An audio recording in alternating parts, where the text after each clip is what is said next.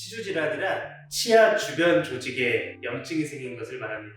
치아에 충치가 생기거나 금이 가서 치료를 하는 게 아니라 치아 주변에 잇몸과 뼈에 염증이 내려간 것인데, 치은염과 치주염 두 가지로 나눠볼 수 있어요. 치아 주변에 잇몸이 붙어있고 그 밑으로 내려가면 뼈가 있는데, 잇몸이 치아 뿌리 부분과 단단하게 붙어있다라는 것도 맞지만 거기에는 틈새가 있고 치주낭이라고 하는 주머니가 있습니다.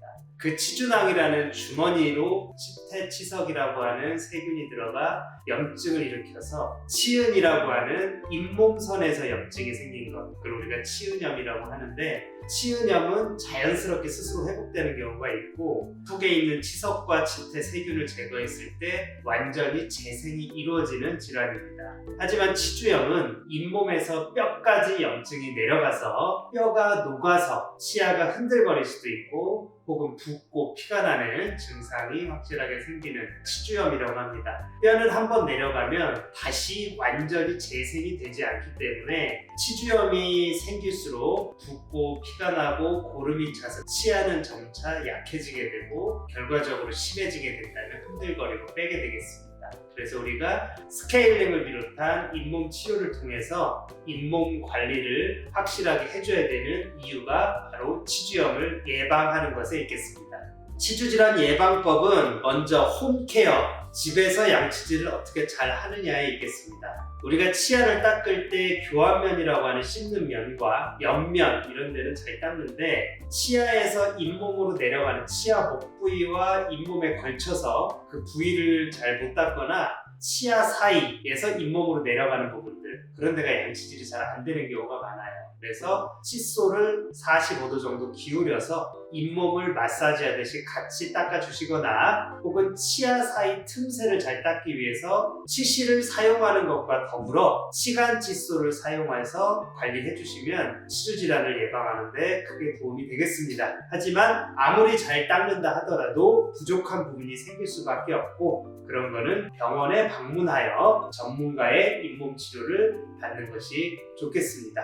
잇몸 치료 후에 주의사항을 잘 지켜주셔야 되는데, 잇몸 치료라는 것이 치주낭이라고 하는 잇몸 주머니에 들어가서 염증과 치석, 세균 덩어리를 긁어낸 거기 때문에 잇몸에는 상처가 난 것이라고 볼 수가 있습니다. 상처가 난 곳에 또 음식물이 닿게 되면 상처가 덧나서 추가적인 염증이 생길 수가 있습니다. 그래서 3, 4일 정도는 잇몸 치료를 하지 않은 쪽으로 식사를 해주시고, 뜨겁거나 혹은 너무 자극적인 맵고 짠 음식들을 좀 피하시면 아무래도 상처가 아무는 데 도움이 될 것이고요. 양치질은 그래도 상처가 난 부위가 오염이 되면 치료가 더뎌질 수 있기 때문에 너무 상처를 자극하지 않는 정도로 양치질을 부드럽게 해주는 것이 잇몸 질환 회복에 도움이 되겠습니다. 약을 복용하시는 것은 필수적이진 않지만 그래도 진통소염제와 항생제를 통해서 일상생활에 불편함이 없고 빨리 회복하도록 도움을 주는 것도 좋겠습니다.